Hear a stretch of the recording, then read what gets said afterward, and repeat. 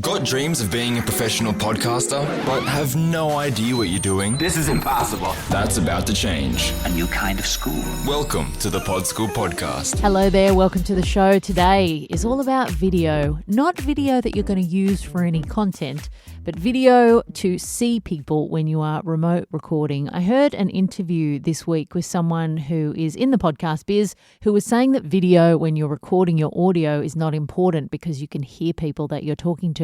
And I thought, I don't think that that's a great thing to be saying to people, because if you are a podcaster, you have to think of yourself not just as somebody who talks into a microphone and uploads audio to the internet, but as a performer. And as a performer, because you're trying to entertain and engage your audience, you need to think about how you can improve your performance. And using video when you are remote recording is one of the best ways to improve the performance of you, your co-host, your interview subject, everybody, because that idea of being able to see somebody allows you to tap into the conversational chemistry that you can get when you're in the same room as somebody, which is what people buy into and what people enjoy when they're listening to a podcast. Nobody likes that awkward pause or, you'll go, my go, don't know what I'm saying here.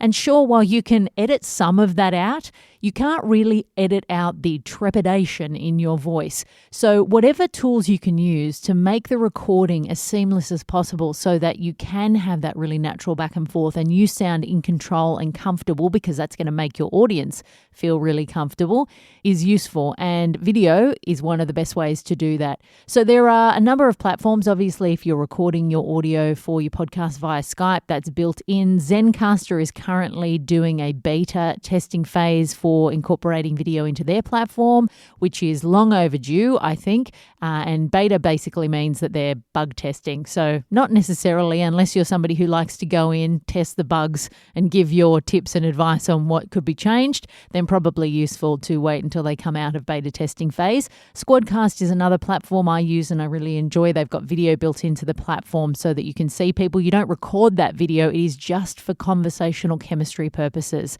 So there are plenty of platforms out there. I'll list all of them in the show notes for this episode, which you can find in the description.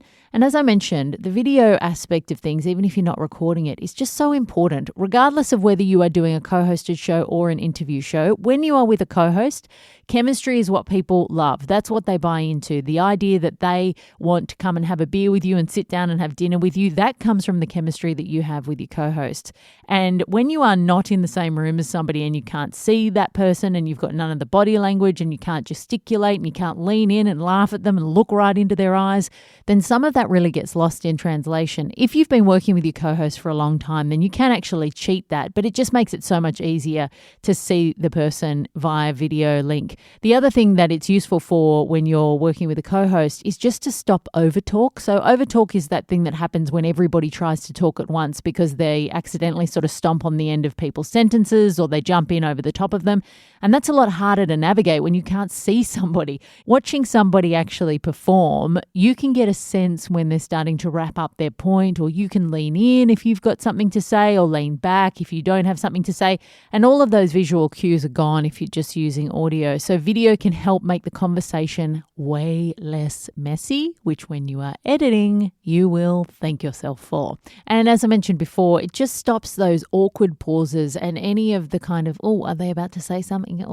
Can I finish now? That you can hear in somebody's voice in the finished product.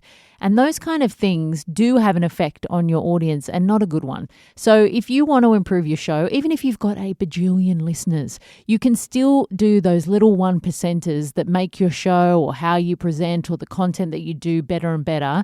And this is one of those things that can be one of those 1%ers that make your conversation sound really, really seamless. So it doesn't just sound like the audio's recorded in the same room, but you guys sound like you're sitting next to each other because that chemistry is there.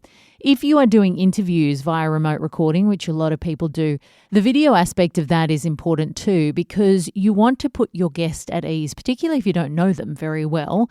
Then being this rando bodiless voice that just comes into their ears, especially if they're not very comfortable with recording audio, can be a bit intimidating and a bit discombobulating. So having somebody there in front of you, actually leaning in when you're going to say something, really engaging with them, it can make them feel better about the answers that they're giving too, because if they're just giving answers to stone cold silence, it's easy for them to think, is this boring? But if you are watching them on the video and giving eye contact and nodding and smiling and showing them, oh, this is a great story, quietly, of course, because there's nothing more annoying than somebody going, every 5 seconds.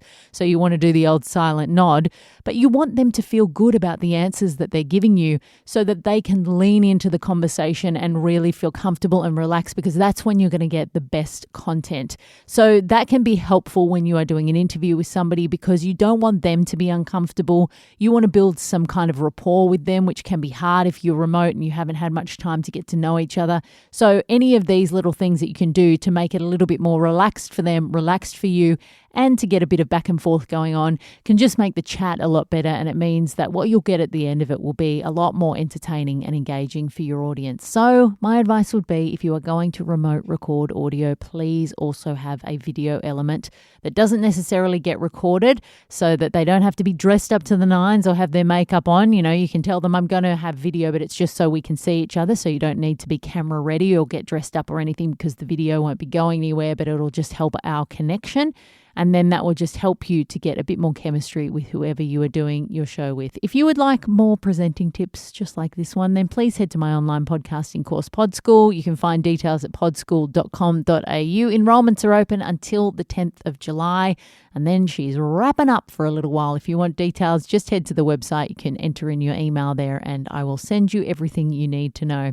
Thanks so much for listening. And if you are enjoying the show, please leave a review in Apple Podcast. It's always nice when people come to the show brand new to see what other people think of it. So I would love to know your thoughts.